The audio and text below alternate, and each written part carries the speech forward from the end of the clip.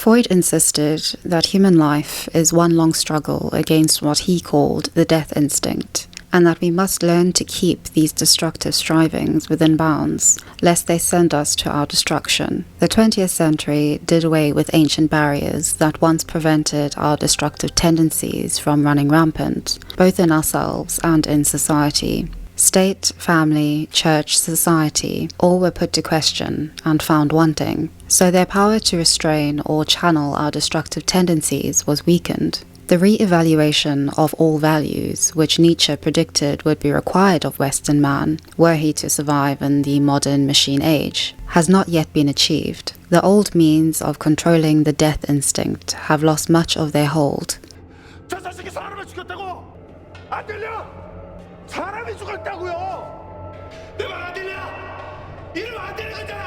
In this interregnum between an old and new social organization, between man's obsolete inner organization and the new structure not yet achieved, little is left to restrain man's destructive tendencies. In this age, then, only man's personal ability to control his own death instinct can protect him when the destructive forces of others run rampant.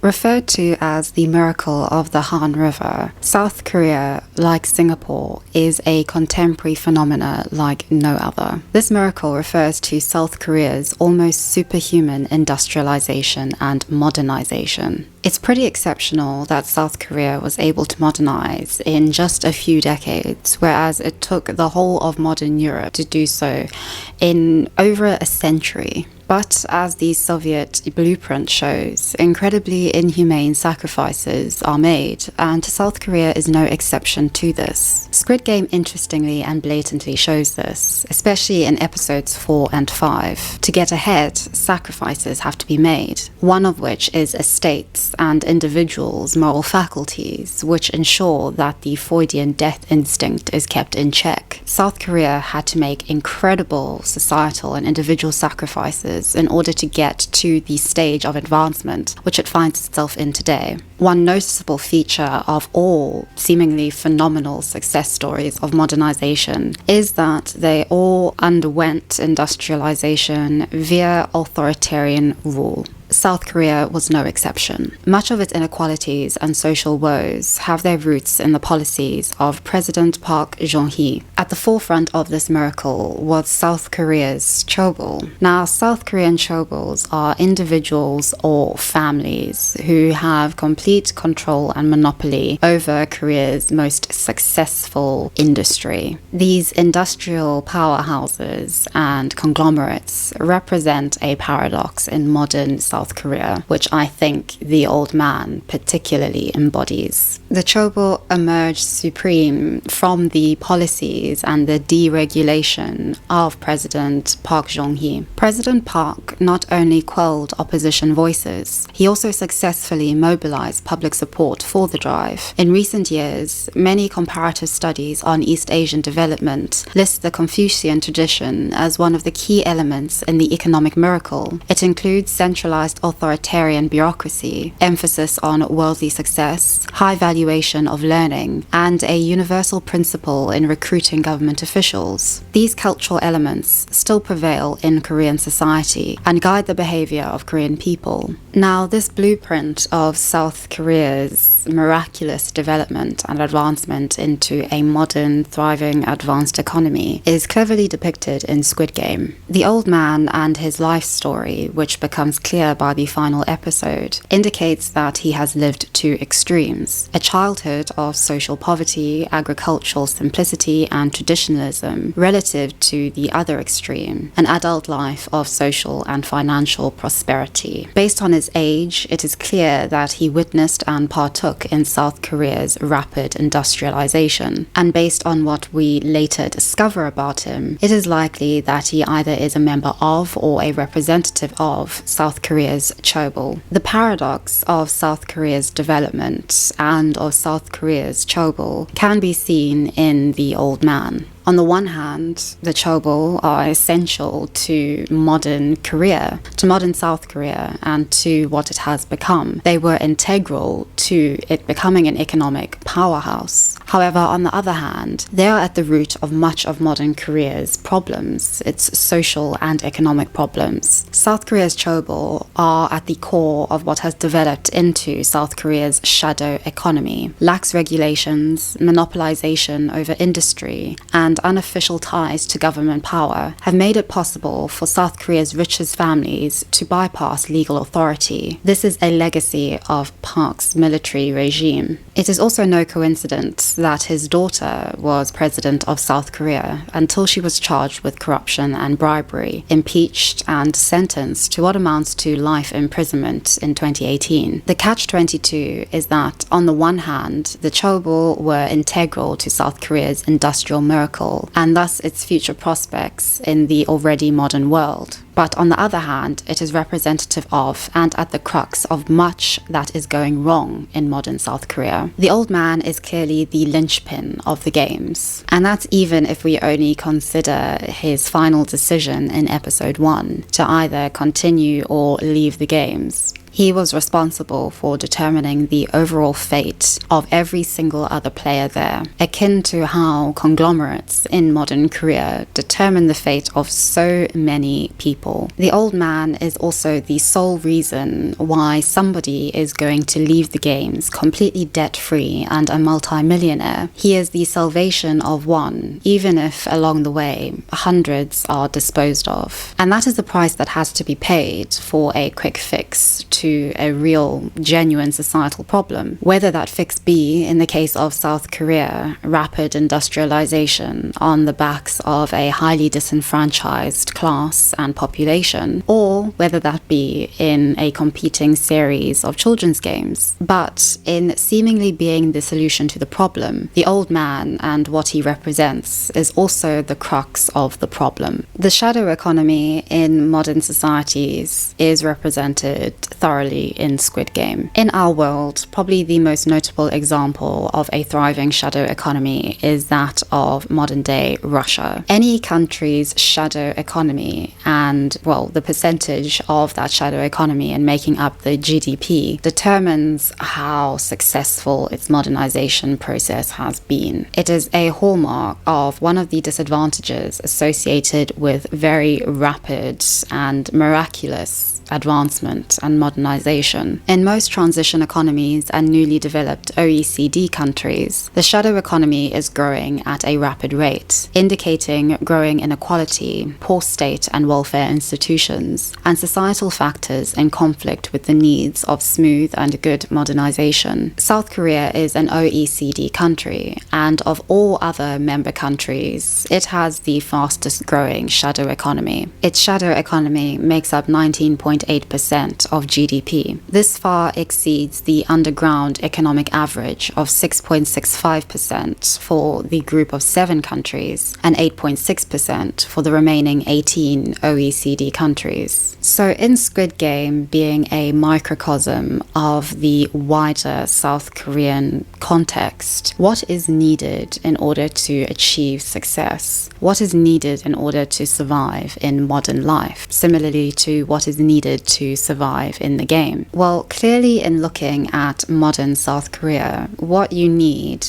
are a young and strong workforce ensured by high fertility rates, and importantly, as little setbacks from interfering social norms and conventions. Modernization in its pure form ought to discriminate only on the basis of functionality and skill. One of the mythical beauties of modernization and the modern workforce and economy is that it discriminates on meritocratic grounds alone. It doesn't discriminate on color, on race, on gender, what have you. If you work hard, you will reap what you sow. But of course, one noticeable failing of modernity is that it believes itself to be above morality in giving place to only bureaucracy, practicality, positivistic, functionalist ideas and analyses. I think Nietzsche's phrase phrase, the re-evaluation of all values, gives credence to this idea. It best captures what happens in a society in metamorphosis, going through transition and change. And unfortunately, as Bruno Bettelheim so aptly wrote, the modern world finds itself stuck in a quagmire, limboing in between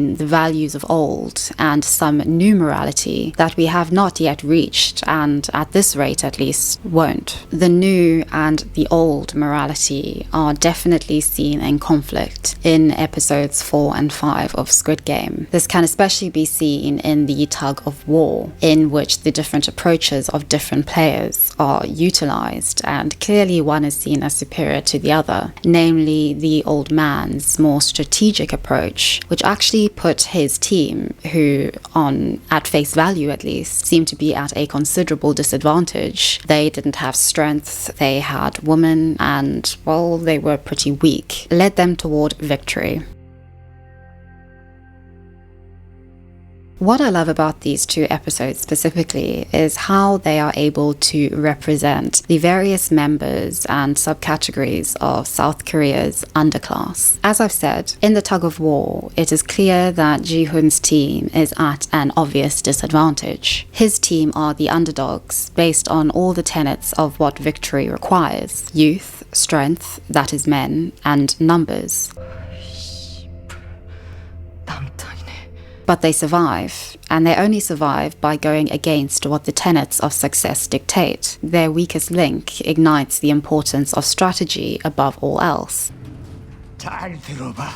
지금부터 내가 그때 어떻게 이겼는지 그걸 말해줄게. And it is his method which ultimately procures their success. That is, doing the unconventional and strategically overcoming adversity through brain power. Out in the real world, many of these underdogs have to do just that. Kang Seo-byuk by being a skilled petty thief and loner, Han Min-yo by being a true strategist, sticking to whom she identifies as the strongest team, and utilizing her assets, both physical and quantifiable, and of course, the old man. Well, maybe not the old man specifically, but in terms of the underclass whom he represents, namely the elderly in South Korea, he definitely falls into this grouping. Now, being of the underclass is no picnic in South Korea, and if we look at it more intersectionally, being a woman or a member of the elderly population of modern-day Korea's underclass is definitely no walk in the park.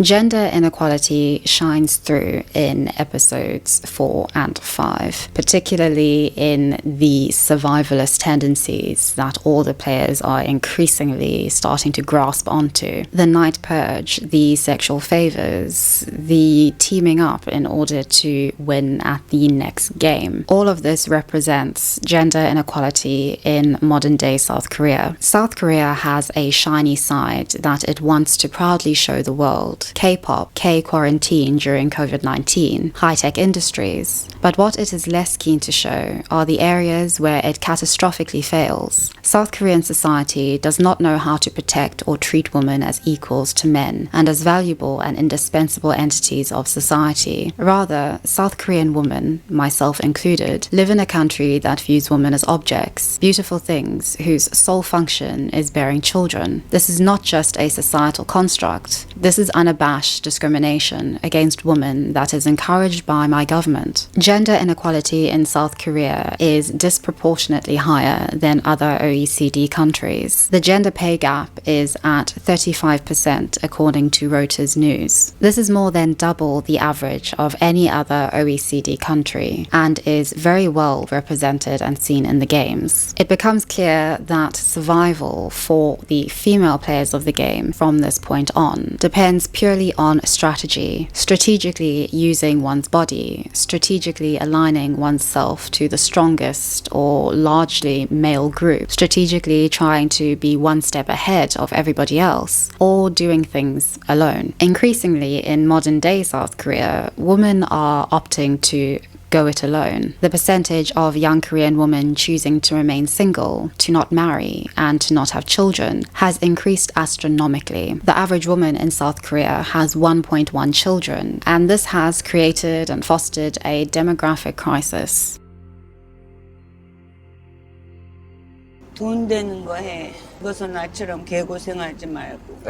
South Korea has an increasingly aging population. So the fact that the elderly are not represented as broadly in the Squid Game is noticeable and has been a part of many conspiracy theories and just theories in general about the old man, how there are signs of his true identity initially on, that sort of thing. In real life, poverty plagues over 40% of South Korea's population aged 65 and above. This is due to a weak welfare state and also to the demise of a very family-orientated population, a demise which is largely due to unaffordable living costs and to changing attitudes about marriage and children in the face of modern life. The demands placed on young Koreans is incredible. And the result of this is that it has resulted in the worst case of old age poverty seen in the developed world. Going on a little tangent, a film which depicts this with great sensitivity and wisdom is The Baucus Lady, which, like Squid Game, focuses on the various means of survival of South Korea's underclass, including the film's protagonist, a woman in her 60s who survives by working as what is known in modern-day Korea as a Baucus Lady. A Baucus Lady is an elderly female prostitute who solicits men in parks in Seoul.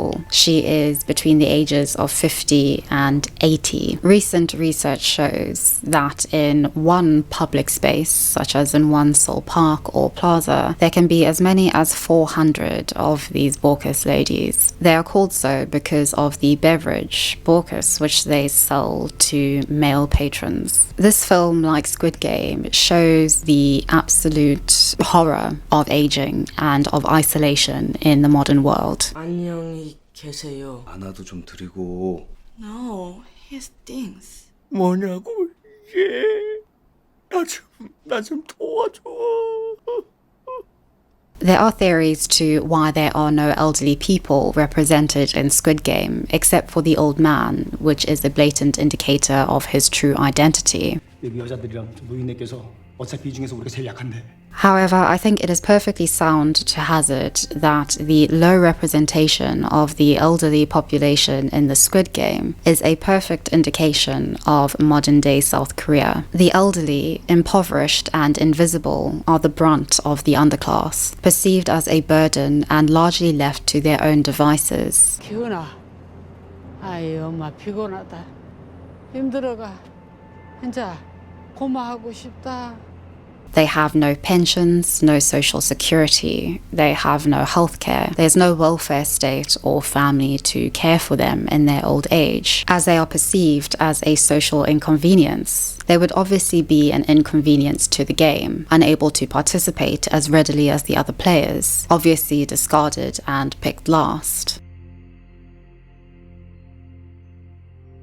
There is now an ever-increasingly popular phrase to describe South Korea's underclass, especially its younger professional student underclass, and that is dirt spoons. In Squid Game, this inequality of opportunity, I think, is best seen and represented by the Doctor, player 111. I would like to draw his comparison with another Doctor in real life and in history. This has interesting moralistic parallels. In 1946, a Hungarian Jewish pathologist and doctor called Miklos Naiskli wrote his account of his time as a doctor in the infamous Auschwitz-Birkenau concentration camp, noted for being the Nazis' most brutal and infamous extermination camp. The autobiographical account which Naisli wrote is titled Auschwitz, a doctor's eyewitness account. But what I found most noticeable about it is that it provides interesting insight into the life of a doctor who has been coerced into working for his captors. Naisli is, like player 111, identified for his superior talents, for his exceptional abilities, and is in a way commissioned. Now, both these commissions are not defined by complete autonomy and choice. He could have refused to work for the Nazi doctors, most notably the most notorious Nazi doctor of them all, Dr. Joseph Mengele, but that would have meant probably immediate death. Those in charge of Naisli's fate, similarly to those in charge of player 111's fate, identified their skills. And these skills will prove beneficial to them and, as a result, beneficial to their overall prospects at survival. In performing experiments and autopsies under Joseph Mengele in order to advance the pseudoscience of Nazism, Naisli procured himself extra food, warm and secure lodging. He was allowed to wear civilian clothes. He had a substantially better chance at survival than any other prisoner of war at Auschwitz.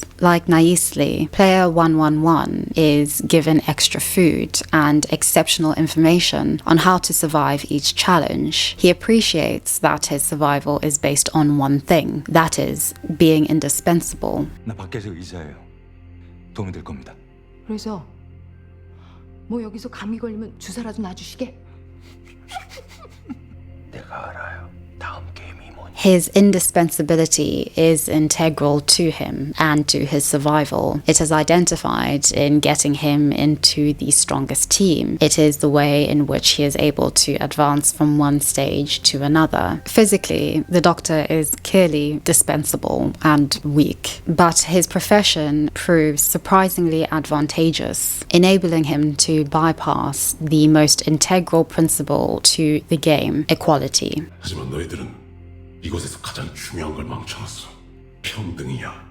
What a struggle for life there must have been. Nevertheless, it was merely a matter of 2 or 3 minutes respite. If they had been able to think about what they were doing, they would have realized they were trampling their own children, their wives, their relatives. But they couldn't think. Their gestures were no more than the reflexes of the instinct of self-preservation. I noticed that the bodies of the women, the children, and the aged were at the bottom of the pile, at the top the strongest.